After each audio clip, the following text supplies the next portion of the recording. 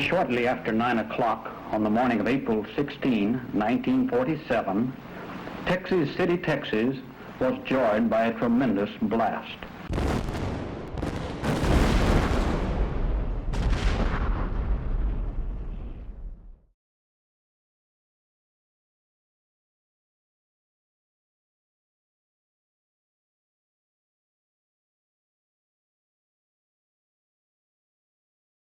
I went down to the office that morning and noticed out the window this huge column of orange smoke, brilliant orange smoke coming from down at the docks.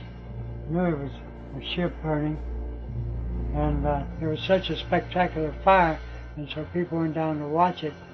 After a few minutes ago, I heard the detonation, the ship blowing up, and then the concussion hit and knocked me across the room. See, then the water came up over these cars and all there from the tidal wave that the explosion caused. And anyway, my children, Marianne and Johnny, were playing dominoes in our house, which was about 4 miles from the explosion, and it blew in the ceiling, blew in all of our windows that far away. It's a devastating force. I told my wife and the children to get in the car and go to Houston immediately, and I'd stay there. There was a lady who lived next door to us that came in. The blood was dripping off of the hem of her dress. She was bleeding so badly.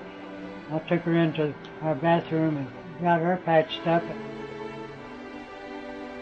Went on the docks there. I picked up several children that were running different times, just running, not knowing what to do. Everything was chaos. After the explosion, people were running in every direction. We picked up pieces this morning of people. It's unbelievable. Legs, hands, feet. People burned to where they looked like a piece of coal in Monsanto Chemical. They didn't have a chance to get out. We also found people underneath flat cars, which the bodies were blown away, and I guess the compact from the explosion. When that explosion went off, there was a plane flying around the area. It knocked it out of the sky. There's 5 officials of the Public Oil Company, and we were sitting there in one of the cars, and it just squashed them. The top of the car was no more than 2.5 or 3 feet above the ground. Something like 27 members of the volunteer fire department, and only 2 of them survived. And they took all the remains, just parts of them. They vatted them, what they call vat them. They put them in vats of formaldehyde and put them in this warehouse. Here comes another explosion. The sky. You have just heard it. We are bending down. The sky is like broad daylight. No one knows what it is from where we are. We have all hit the ground.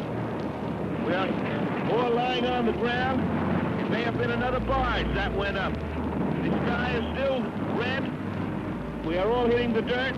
I hope you can hear me. This is Ben Kaplan, your KTHD News Director, with the entire KTHD News staff lying down. Folks are running in the street. It caught fire and it exploded, same type of explosion. One of the most frightful sights was a pickup truck came up loaded with about 4 or 5 men that were all dead.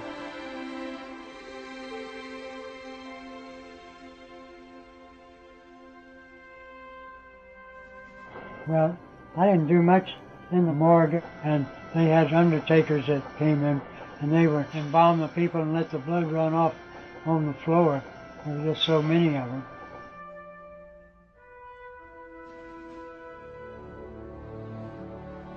It was just such a chaos, and I don't know how to explain it except that